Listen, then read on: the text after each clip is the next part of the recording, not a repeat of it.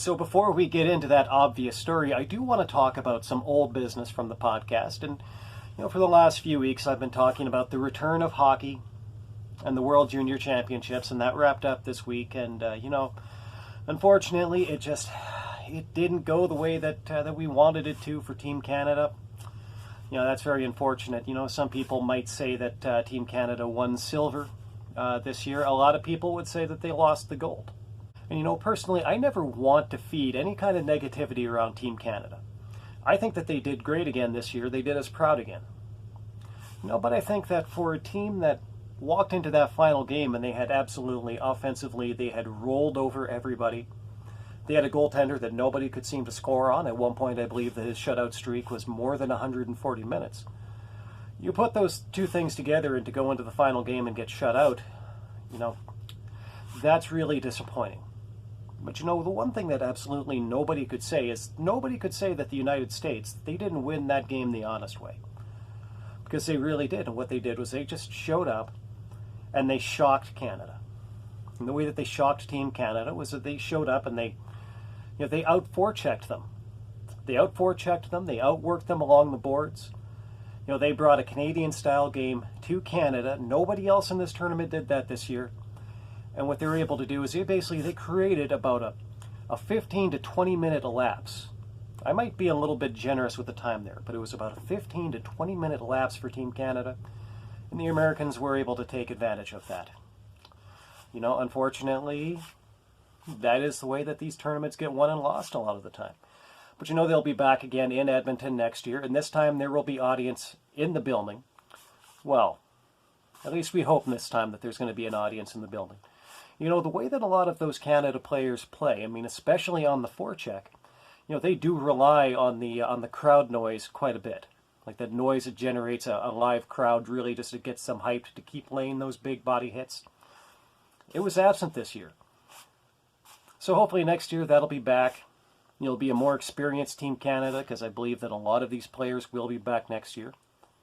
So we didn't get the outcome that we wanted. I don't get to sing any Queen for you today, unfortunately, but, as with all things in life, hey, you can't win them all, and there's always next year. And even if you're not content to wait for next year for hockey, the NHL it's going to drop next week. I know it seems really so strange to be in January and to have teams just getting into their training camps, to just be talking about all of that kind of stuff now. But the season starts on Wednesday, and I am extremely excited. I actually think that I might be more excited for this NHL season than I have for any season ever. And for me, the big thing that's driving my excitement for this NHL season is that all-Canadian North Division. Now, I realize that because all the divisional teams are only going to play each other this season, for a lot of Oilers fans, they're just going to feel like there's something missing from this particular season. Those traditional measuring stick games of Sidney Crosby and the Penguins and Alexander Ovechkin and the Caps, they're just not on the schedule this year. This year we have a different measuring stick. And of course that would be players like Auston Matthews in Toronto. We're going to see a lot of him this year. Of all the things that you could say about this all-Canadian division, I think that actually the one that excites me the most is that finally Oilers fans and Maple Leafs fans are going to be able to say definitively which of those two players is better than the other. There are a lot of Maple Leafs fans who would insist up and down all day long, all week long, that that Auston Matthews is the better of the two players. Personally, I think that's delusional. Personally, I actually think that that's wishful thinking. Despite just the obvious fact that McDavid has come across in the standings every single year that the two of those have been in the league. But let's make no mistake about it. There is probably no sports fan in all of Canada that is more entitled than a Toronto sports fan. And a lot of Toronto fans are still operating under this impression that they thought that they were just entitled to have McDavid, despite the fact that they were nowhere in that draft mix.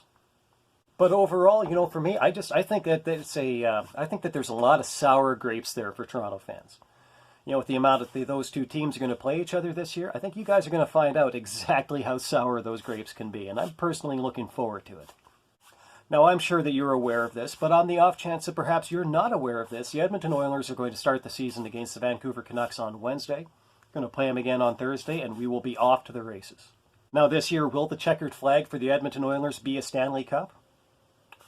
Well, I'm not going to make a prediction right now. So, as much for any other reason as I just don't want to say anything right now that could be used against me at a later time.